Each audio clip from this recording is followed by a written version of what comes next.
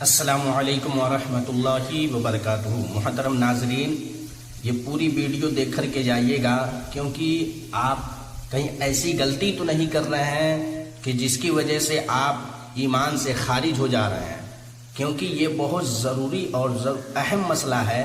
کیونکہ انسان کو دنیا سے گیا انسان تو اگر اس کے پاس ایمان ہے یہ فائدہ ہے، ورنہ زندگی بھر نماز پڑھتے رہے، روزے رکھتے رہے، زکوٰۃ و صدقات و خیرات کرتے رہے، نیک اعمال کرتے رہے، لیکن اگر آپ کا دنیا سے ایمان ہی نہیں لے کر کے گئے آپ، تو پھر آپ خسارے میں ہیں، گھاٹے میں ہیں۔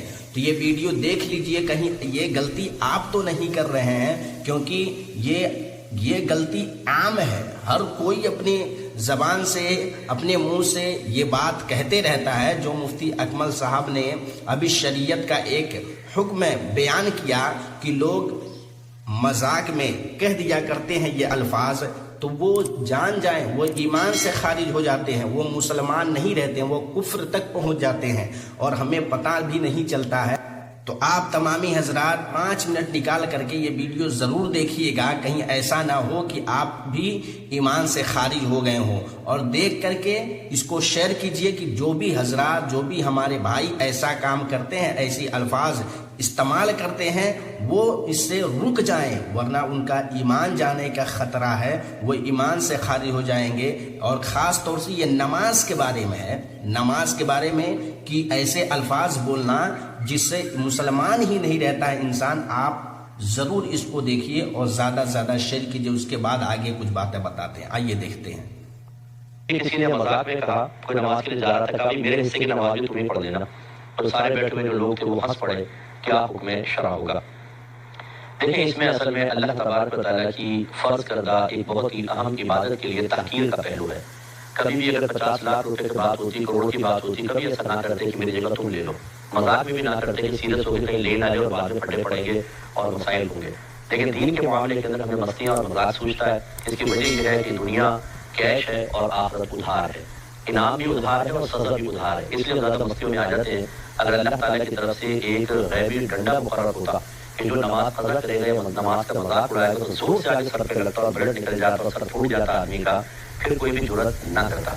یہ اصل میں شیطان میں بہکاتا ہے، اور اس طریقے سے جب آپ مذاق کریں گے، سارے بیٹھے ہوں کے دل میں بھی نماز کی حقارت پیدا ہوگی۔ جو نمازی بیچارہ وہ بعض اوقات احساس کمتری کا شکار ہو جاتا ہے، جھیپ میں مبتلا ہو جاتا ہے، جھیپ جاتا ہے اور بیچارہ جان بچا کے بھاگتا ہے۔ یہ آپ نے کون سا بہادری کا کام کیا؟ کیا اس سے اللہ راضی ہوگا، رسول راضی ہوں گے، فرشتے راضی ہوں گے، یا شیطان راضی ہوگا اور نفس خوش ہوگا؟ تو جو نفس و شیطان کی اس طرح کی غلامی کرے، فقہا کے نزدیک وہ دائرہ اسلام سے خارج ہوگا کہ جو فرض کردہ عبادت کی طرف مذاق اڑا، اور جتنے اس پہ ہنسے اور خوش ہوئے ان سب پر اور یہ کرنے والے پر بھی تجدید ایمان اور تجدید نکاح لازم ہے۔ خدا را اپنے مذاقوں کا نشانہ دین پر نہ بنا۔ دنیا کے لحاظ سے آپ مذاق کر سکتے ہو، شستہ ہو، کسی کی دل آزاری نہ ہو، اس میں جھوٹ شامل نہ ہو، بہت ہی زیادہ عادت میں شامل نہ ہو کہ چیزیں کا نور ظاہر ہو جاتا ہے۔ کبھی کبھار شستہ مذاق کرنا شریعت منع بھی نہیں کرتی، لیکن خدا دین کو اس سے محفوظ رکھے اور دین کا مذاق نہ اڑا کر اپنے ایمان کو بھی محفوظ کرے، ورنہ ایمان ہاتھ سے چلا جائے گا اور انسان کو پتہ بھی نہیں چلتا۔ اللہ تعالیٰ سمجھ کے تو سن لیا کہ اگر کوئی مذاق میں بھی یہ کہہ دے کہ جائیے میرے لیے آپ ہی نماز پڑھ لیجئے گا، اور یہ خاص طور سے دیکھا جاتا ہے جہاں پہ 2-4 مسلمان بیٹھے ہوتے ہیں، کوئی مقتدی جاتا ہے نماز کے لیے، وہ کہہ دیتا ہے کہ چلیے بھائی نماز کے لیے، یہ اوپر سے بول دیتا آپ ہی پڑھ دیجئے گا میرے لیے۔ اب یہ جتنے بھی ہنسے، مسکرائے اور اس نے مذاق اڑایا نماز کا، ان سب کا ایمان چلا گیا۔ ان کے لیے تجدید نکاح ہے، پھر تجدید ایمان ہے، لیکن یہ اتنی بڑی غلطی کر دیا اور انسان کو خیال بھی نہیں، پتہ بھی نہیں ہے۔ یہ ہو سکتا ہے آپ نے بھی کیا ہو، آپ کے پڑوسی نے کیا ہو، اور ہمارے بھائیوں نے بھی کر دی ہو۔ تو یہ سب کے پاس یہ ویڈیو پہنچائیے کہ آج کے بعد ایسے الفاظ اپنی زبان سے نہ نکالیں۔ پہلے تو لوگ کہا کرتے تھے اگر کسی کو دعوت دو نماز کے لیے تو کہتا بھائی کہ آپ چلیے میں آتا ہوں۔ یہاں تک یہ تو ٹھیک تھا، لیکن اب طرح طرح کے الفاظ نکال دیے گئے ہیں۔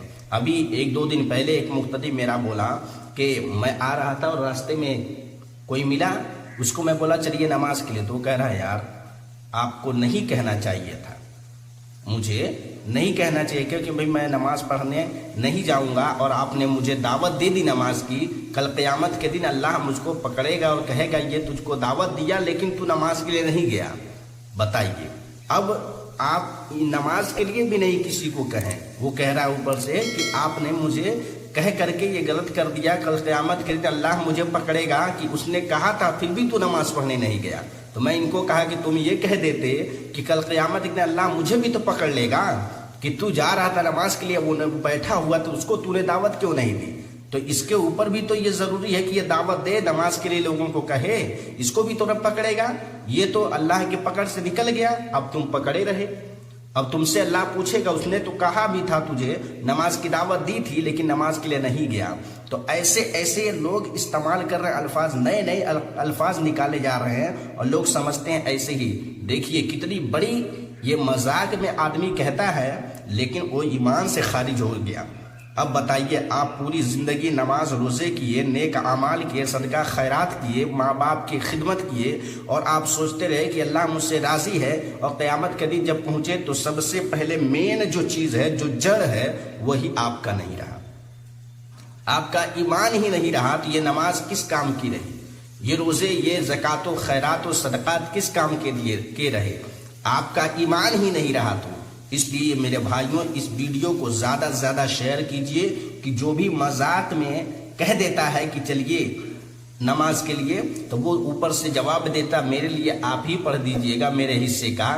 یہ مذاق کی بات، اللہ تبارک و تعالیٰ ایسے الفاظوں سے ہمیں بچنے کی توفیق عطا فرمائے۔ السلام علیکم ورحمۃ اللہ وبرکاتہ۔